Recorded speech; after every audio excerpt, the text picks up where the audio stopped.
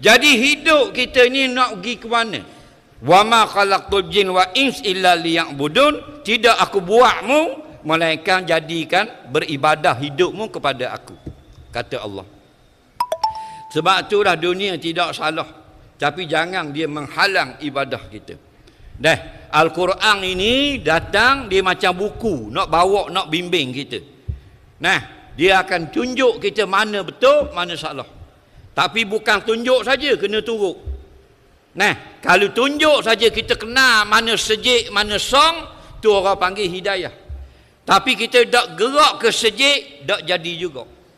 Kalau orang mari ramah nak ceramah, Baba S panjang mari ceramah sini, orang kadang-kadang dia letak motosikal sampai depan rumah orang.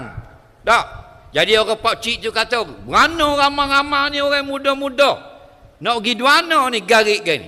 Budak-budak kata, no, Baba mari ngajar sejik. Molek lah. Orang muda-muda pergi dengar orang ngajar. Molek. Bagus. Sambo setuju, dia kata. Tapi dia tak pergi. Maknanya dia sudah dapat hidayah, tapi tidak ada taufik. Tidak ada kekuatan untuk bergerak pergi menuju hidayah.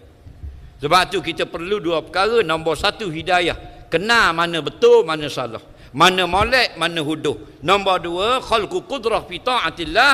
Taufik, kekuatan dapat ikut jalan yang benar. Kerana apa? Kerana masuk syurga ialah dengan iman dan amal. Bukan pakai piyah.